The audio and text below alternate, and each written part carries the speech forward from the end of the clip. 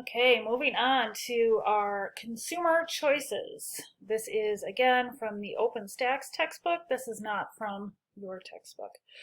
Before I get started, I was thinking about this story. My husband has been really into cameras, so like manual picture cameras. It's a month old. I can't tell you the amount of equipment he's bought. He spends all night looking at eBay and buying cameras. So he buys this camera and it looks really nice. And I said, "How much did you spend on that?" And he said, "I don't need to tell you that." And I said, "Yeah, you do. I'm married to you."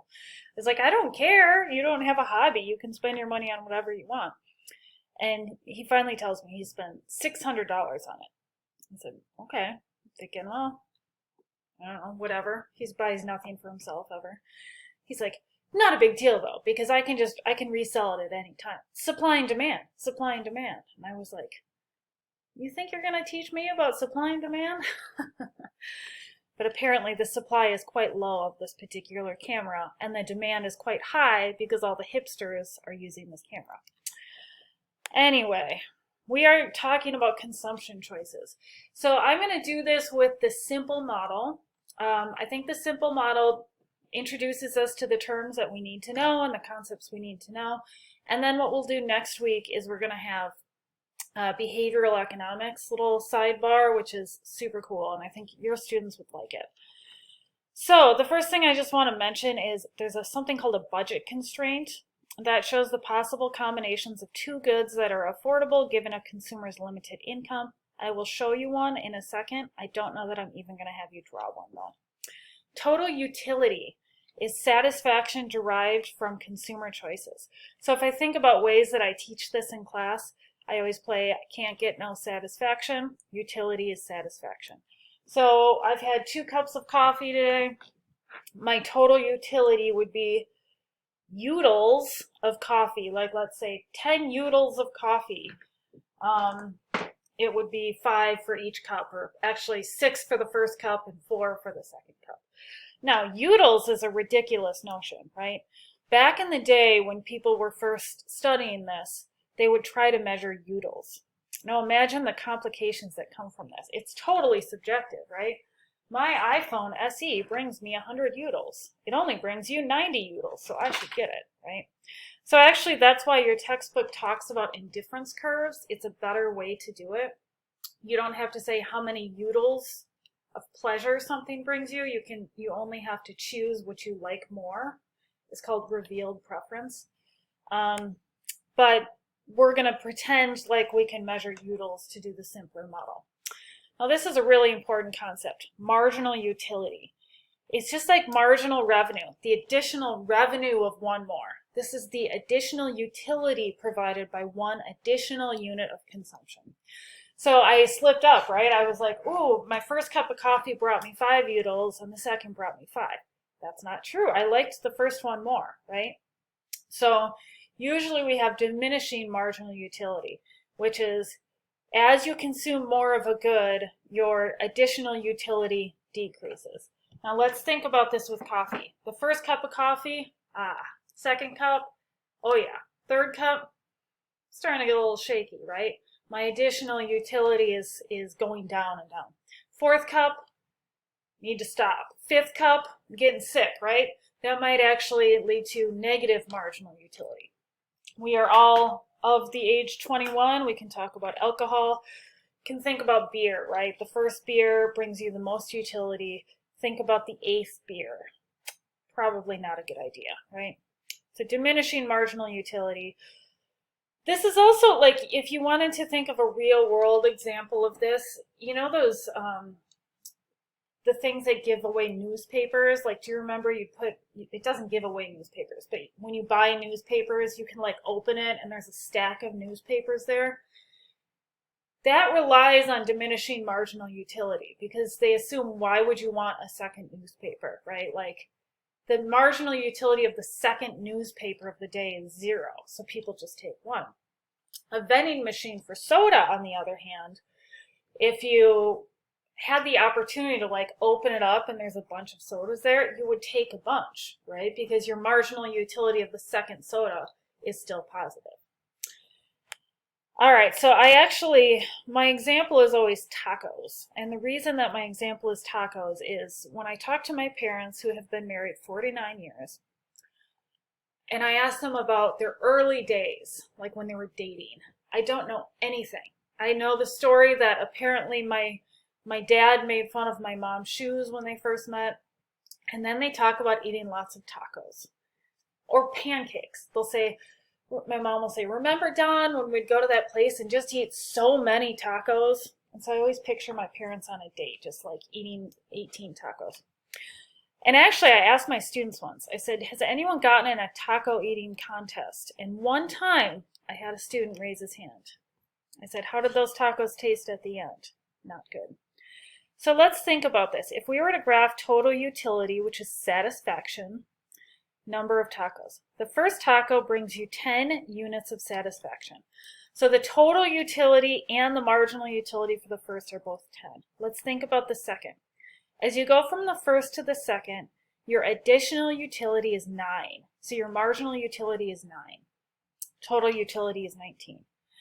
Now I have some sample questions here. Why don't you pause and see if you can come up with the answers. The total utility of the fifth taco is, let's see here, going from 5. Okay, so the total utility of the fifth taco is 35. The marginal utility of the fifth taco, going from 4 to 5, is 2. See that? So as you went from 4 to 5, your marginal utility is 2. Marginal utility of the sixth, 0. Marginal utility of the seventh is -3. Okay, so it actually makes you worse off eating the 7th taco. All right, I told you I was going to show you a budget line. This might be something you guys teach, so let's do it. If Jose has an income of $56 and he has to spend it on movies and t-shirts, and movies cost $7 and t-shirts cost $14, if he spends all his income on movies, he can buy 8 movies. If he spends all his income on t-shirts, he can buy 14 t-shirts, or any linear combination. So this basically shows you what's affordable. Anything on the line is affordable and efficient. Anything under the line is inefficient. You're not spending all your money. And in this world of like a too good consumption model, there's no third good. You don't value saving. So this would be kind of silly down here. And these are things that are not affordable. All right. So to figure out how much, let's say you're trying to decide between these two goods of movies and t-shirts. How many movies, how many t-shirts? There's a rule. The first thing you have to do is calculate marginal utility per dollar. It's the additional satisfaction gained from purchasing a good given the price of a product. You literally take marginal utility divided by the price. Marginal utility per dollar. If you always choose the item with the greatest marginal utility per dollar spent when the budget is exhausted, this is the utility maximizing rule, we call it. The utility maximizing choice should occur where the marginal utility per dollar spent is the same for both goods. This is super abstract. We really need to go through a sample problem. So I have posted this sample problem on Blackboard. I would recommend trying this before I show you how to do it. So we've got Carrie. She has $13 to spend on candy bars and bags of potato chips. I know I say bags funny, I'm from Minnesota. Candy bars cost $3 each and bags of potato chips cost $2 each. So we've got marginal utility here. Units, 1, 2, 3, 4, 5. 1, 2, 3, 4, 5. Marginal utility of the first candy bar is 24. If I was to calculate marginal utility per dollar, I would take 24 divided by 3, which is 8. Okay. Let's do the same thing here. 18 divided by 3 equals 6. 15 divided by 3 equals 5. 12 divided by 3 equals 4. 6 divided by 3 equals 2. All right. So let's do the same thing for potato chips. Marginal utility per dollar will go $2. So you take marginal utility divided by 2, that's 8. 10 divided by 2 is equal to 5. 8 divided by 2 is 4. 6 divided by 2 is equal to 3. And last but not least, 4 divided by 2 is 2. All right, so we've got all of this information. I do have a problem on your homework where you actually have to calculate marginal utility. Please reach out if you have questions on doing that, okay? But basically, this is what you do. You go through and you say, okay, what's the first good I should buy? Well, your choice is the first candy bar or the first bag of potato chips. Each of those brings you 8 utils per dollar. So then I'd say, okay, let's buy both. I like them both the same. So how much have I spent? I've spent $5 here. Okay, the next choice is between the second candy bar and the second bag of potato chips. This is a better deal because it brings me 6 utils per dollar instead of 5. Okay, so now I've spent $5, $6, $7, $8. I've got $13 left. My next choice is between the second bag of potato chips and the third candy bar. And I'm indifferent between the two, so I'm going to buy them both.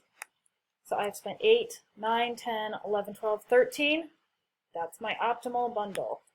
Oh, bundles. So 3 candy bars, 2 chips. So then I asked, does the bundle chosen satisfy the utility maximizing rule? What is the utility maximizing rule? Marginal utility of good 1 over the price of good 1 should equal marginal utility of 2 over the price of good 2. Let's see.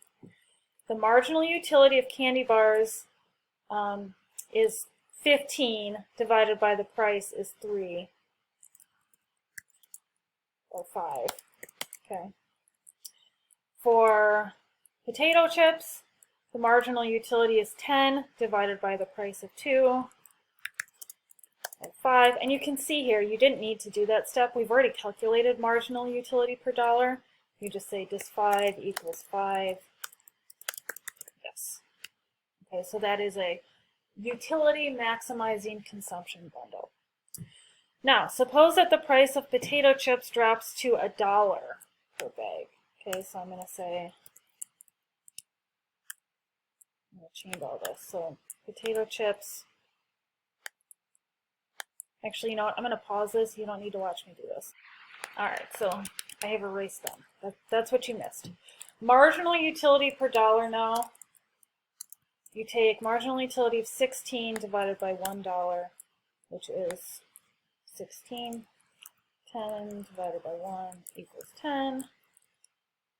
8 divided by 1 equals 8. 6 divided by 1 equals 6. 4 divided by 1 equals 4. All right, so basically what I'm going to do here is I'm going to do the same thing, but with the new information. So the first choice is between the first candy bar and the first potato chip. Potato chips are a better deal. Okay. Next choice, second bag of potato chips, first candy bar. That's a better deal. Next choice, third bag of potato chips versus the first candy bar. I'm indifferent between the two. They each bring me 8 utils per dollar. All right, how much money have I spent? 1, 2, 3, 4, 5, 6. I got more money. Next choice. I'm going to buy them both because they both bring me 6 utils. 1, 2, 3, 4, 5, 6, 7, 8, 9, 10. I've got $3 left to spend, and it works out perfectly because another candy bar is a good use of my money. So in this case, the new bundle is 3 candy bars and 4 potato chips. So I asked, does the answer fit with the law of demand? Yes. The price of potato chips falls, quantity demanded increases from 2 to 4. Okay? Falls by $1. Okay, so coming back, we're almost done. I'm going to have to record one more video, but I think that's okay.